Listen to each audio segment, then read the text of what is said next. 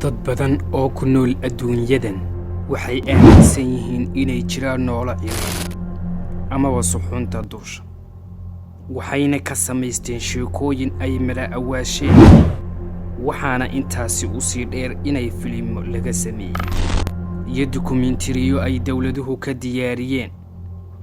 waxaana nolosha lagu sifeeyay sifooyin qaabab kala duwan leh iyo awood aan inaba caadi ahayn waxaana sifooyinkaasi ka mid ah indho iyo madaxyo waaweyn iyo weliba inay u kala baxaan qaybo kala duwan waxayna leeyihiin midabo kala duwan sidii dadka aaminsan jiritaanka noolayaashaasi ay ku andacoonayaan qaar ka mid ah waxay leeyihiin tilmaamo la yaab leh waxayna sheegaan inay indhahooda ku arkeen iyagoo ka soo degaya suxuunta duusha qaar kalena waxay ku andacoonayaan inay ula soo hadleen qaab sir ah khuraafaad iyo beeno badan ayaa laga sheegaa hawada sare laakiin hadalhaynta la hadalhayay noolayaashan sannadadii ugu dambaysay faraha ayaa ay ka baxday waxaana loo helay caddaymo muujinaya inay jiraan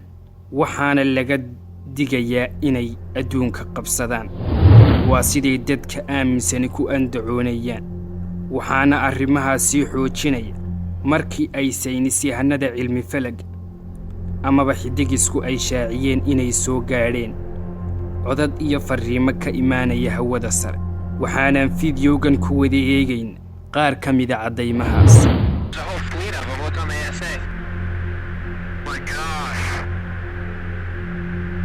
fiidiyowyadani waxay ahaayeen qaar la qariyo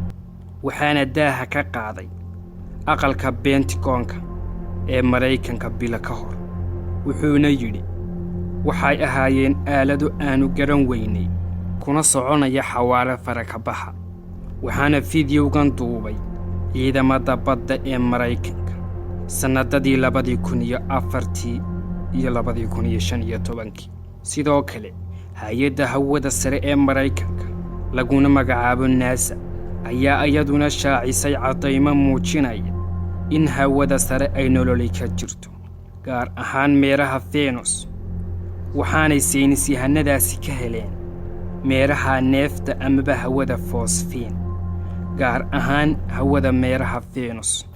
fosfiintu waa neef aad halis ugu ah nolosha noolaha isticmaala oksijiinta waxaana laga helaa noolayaasha ilmaqabatiga amaba misrakoobka lagu arko ee aan u baahnayn inay isticmaalaan oksijiinta waxaana laga helay 2019 taas oo ay saynisyahanadu ku andacoonayaan inay nolol ka jirto meerahaas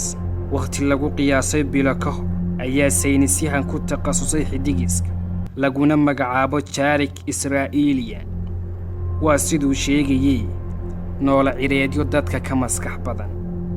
sannadaha soo socda wuxuuna yidhi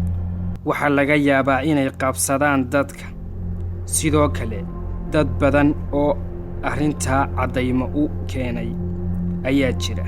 sheegayna inay dawladda maraykanku la shaqayso qaarkood waxay ahaayeen rag ku shaqeeya Area 51 ahna meel ay indhaha caalamku sannadadan dambe si aada u hayeen waxaanan kaga hadli doonaa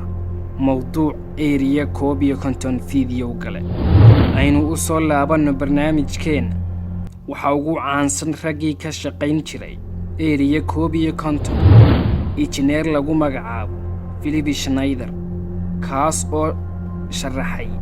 shaqadii uu ka qaban jiray Area 51 taas oo ahayd inay hoos u qodaan ayna ballaadhiyaan xarunta qiyaas ahaantii 1 mayl ilaa mayl iyo badh wuxuuna sheegay inay si kadis ah ula kulmeen kooxdiisa oo ka koobnayd 68 qof dhismayaal iyo nashqado la yaab leh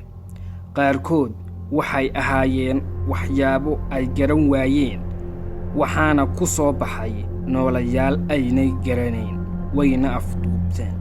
laakiin nasiib wanaag waxa ka soo badbaaday 3 uu ka mid ahaa ᵉலேⁱᵃⁿß kaas oo caddeeyay inay maraykanku la galeen heshiisyo qarsoodiya waxaana ka mid ahaa heshiisyada heshiiskii Giriyaada 1904 wuxuuna yidhi waxay kaga bixeen heshiiska Maraykanka wayna ka soo horjeesteen laakiin Schneider si kadisa ayaa loo waayay meeluu jaaniyo cirib dhigay waxayna saxaafadda Maraykanku shaacisay in loo dilay hab aan hore loo arag laakiin waxa arrintaa ganafka ku dhufatay xaaskii Philip Schneider oo sheegtay inuu ninkeedii afduuban yahay ee aan la dilin maydka ay saxaafaddu muujinaysaana uusan ahayn maydkii Philip Schneider kuna darsoo waxa jira hubab qarsoodiya oo ay dawladaha waaweyn leeyihiin shabahana suxuunta duusha oo qarsoodiya laakiin waajidan dambe waxa inagu soo badanaya inay filimadu inoo soo waaridaan khuraafaadyo iyo sheeko beraley ay ka sameeyeen dadkooda kuwaasi oo ay qaarkood ka hor imaanayaan diinteena suubana islaamka sida filimada Hindida kuwaasi oo intooda badan lagaga hadlo waxay ka aaminsan yihiin salaamada ay caabudaan sida reer aakhiraadka oo ay diinteena islaamku si cad uga soo horjeedo daawade adiga ma kula tahay inay jiraan reer aakhiraad iyo waliba suxuunta duusha mise waxay kula tahay inaanay jirin fadlan adiga oo mahadsan noogu reeb qaybta fariimaha